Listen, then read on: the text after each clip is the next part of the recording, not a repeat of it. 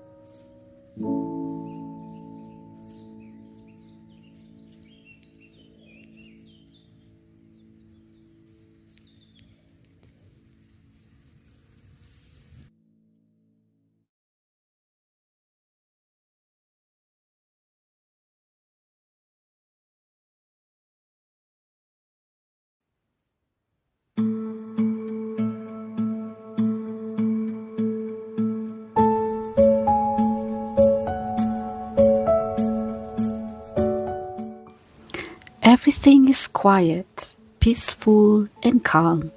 This is such a tremendous time of transition when the last phase of winter intermingles with the early spring. It felt unrushed, draggingly slow, and at the same time sudden. One noticed that the air gave the slightest hint that it was still quite cold, and we had frosty mornings and foggy late evenings. But you know that spring is there. You can smell the air scented with a delicate petrichor-like fragrance, almost sweet and wonderfully pleasant. Although the few hours of sun seem short, you can still enjoy the gentle warmth between lunchtime and dinner. Our cherry tree is starting to flower with countless bronze-colored buds, which is typical at the beginning of March. Then some wonderfully purplish and vibrant yellowish crocus pop out everywhere in the fields, announcing the departure of winter. Some may not know this, but crocus is the first flower to poke out from the cold ground and is known as the harbinger of warmth. Furthermore, there are numerous mini bell-shaped snowdrop flowers invasively blanketing the forest floor, where perhaps those magical fairies and pixies dance in their magical realm. Of that I am certain. Not long after, we shall be in the arms of summer in a couple of months, without ever noticing that it is approaching us gracefully. Meanwhile, let us enjoy this beautiful transition and witness the miracle of nature changes before our eyes.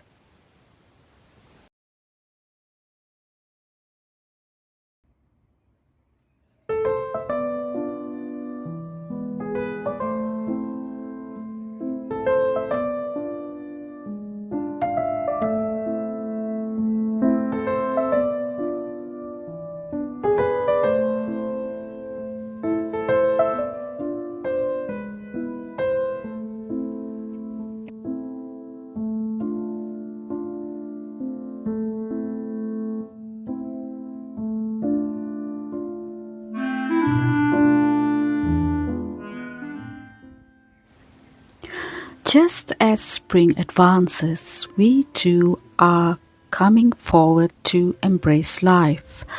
We start to go out more and explore outdoor life. I have been struggling to love winter. Unprecedentedly, it taught me invaluable lessons on resilience, patience, and the vitalness of resting.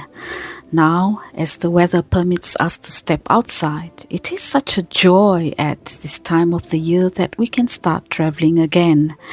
And travel, we go.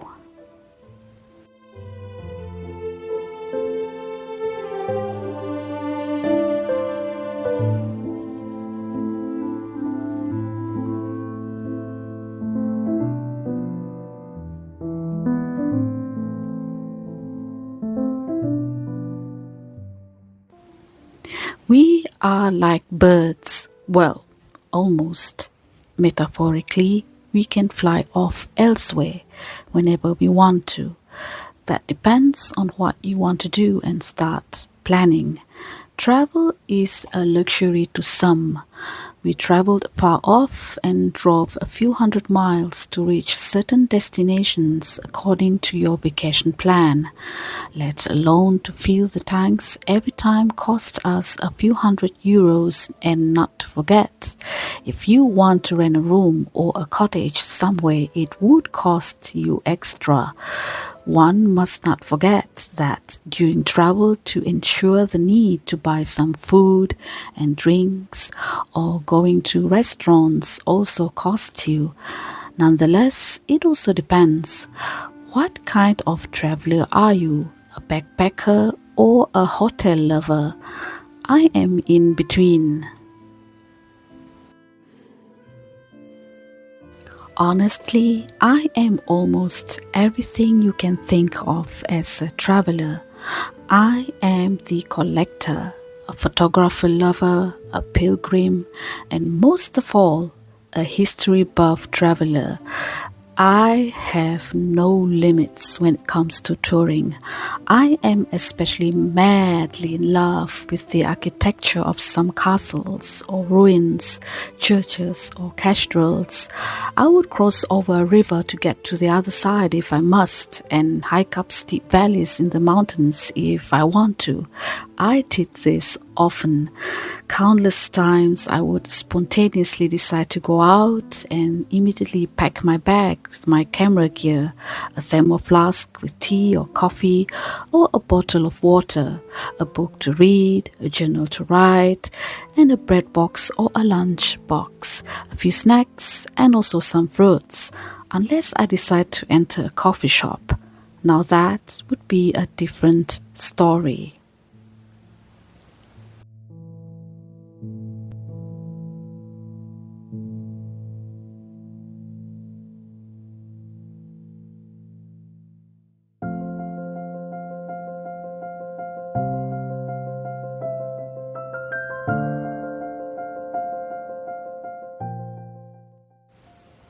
Travel changes you. Traveling shows you a whole different level of experiencing life. It is about experiencing otherness. The whole thing shifts your perspective in an entirely new way. You will be exposed to several unique cultural backgrounds, ancient traditions, and mysterious histories. Even surprisingly discovering extraordinary culinary experiences and learning interesting linguistic diversity. When you choose to indulge yourself in your wanderlust, you won't realize how much part of you has changed. Rarely that you might stay the same.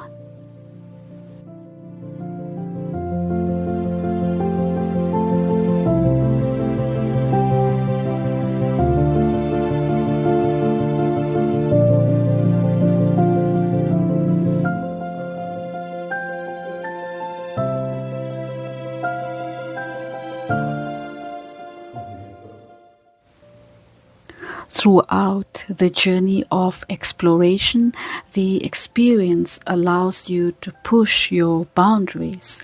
Moreover, experiences far outweigh things, especially if you are on a soul-searching mission. Years ago, when I was in college, I came across a book, an anthology of quotes and poems. My eyes caught a famous line which, until today, I carry within my heart.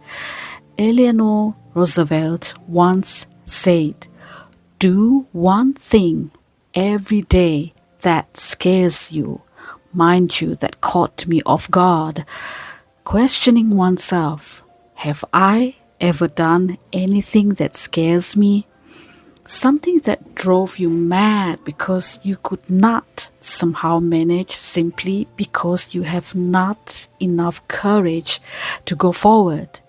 In time, I have learned to reset my belief, letting go of expectations and living simply. In short, travel had taught me all of this, and within the short span, I have lived a life away from normalcy.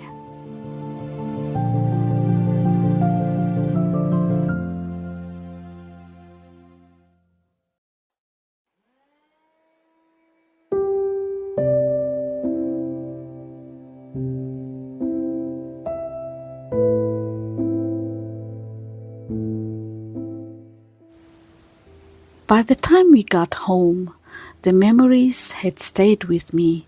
Somehow, after we unpacked the luggage, did the laundry, and completed most of the other mundane housework, remarkably, you felt somewhat relieved to be at home again, let alone the sound of my vacuum cleaner oddly satisfying, or the sound of the creaking wooden floor beneath my feet, which were satisfyingly pleasing. Even the scent of my dish soap smells unusually pleasant, and the joy of seeing all my kitchenware is quite unbelievable. Would you believe me if I told you that I speak to and greet everything at home? Well, the happiest are my cats, of course. They welcome you with their almost high-pitched meowing and brilliantly glassy eyes, following you wherever you go. The delight of their loud purring is heartwarming.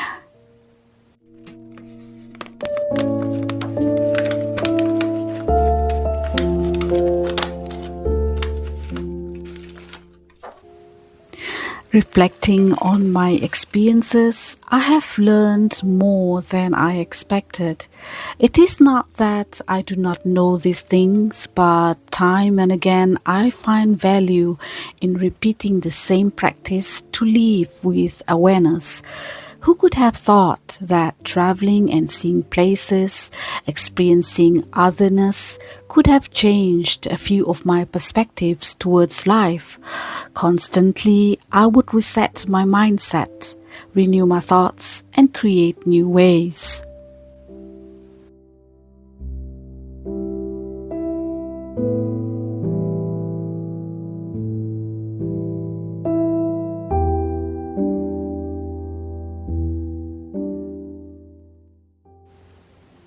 A few people have asked why I even bother with such a thing at all. My answer would be simple. If you have no sense of self-improvement, even in the smallest efforts to grow, then what purpose are you living for? Do better. Do different. Learn to be madly in love with this messy life. Go out to explore. Discover miracles. Stop listening to people who discourage you. Such people are not happy with their own lives. And stop looking where to start. Move forward. Be brave to embrace the unknown. You'll be surprised by what you may discover along the way, for there are many hidden treasures to be found out there.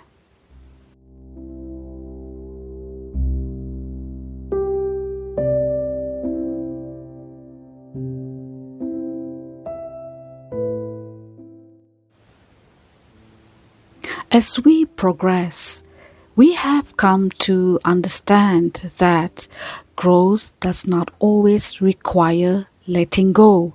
Instead, we learn to accept the past as a source of wisdom, carrying its lessons forward. We build bridges to new beginnings, embrace the path ahead, and gradually release our former selves, our alter egos, excessive pride, and arrogance.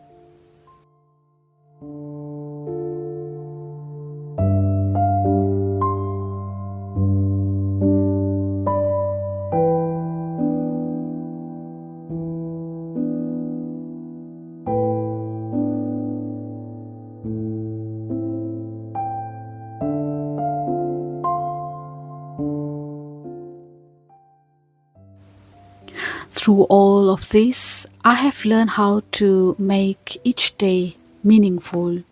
Everything matters. My travels and the lessons they have given me have deepened my appreciation for beauty and gratitude. With the arrival of spring, we are reminded of the beauty inherent in every season.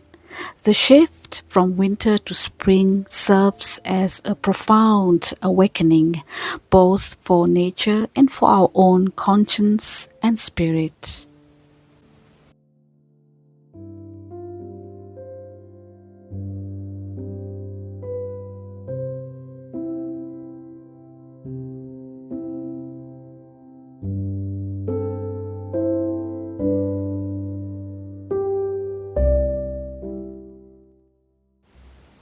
I hope that my children will come to understand my perspective on certain aspects of life and that it will help them expand their knowledge.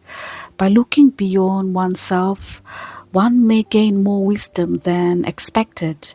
In doing so, we may discover our true selves, cultivate personal growth, and embrace life with boundless love and grace.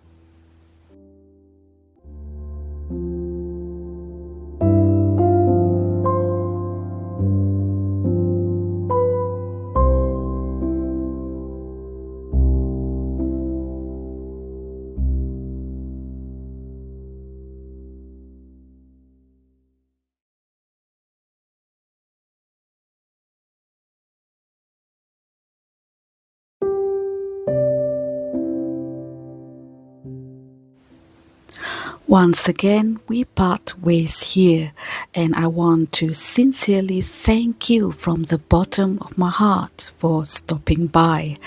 If you are interested in seeing more vlogs like this, don't forget to subscribe and click the notification button. Until next time, goodbye for now.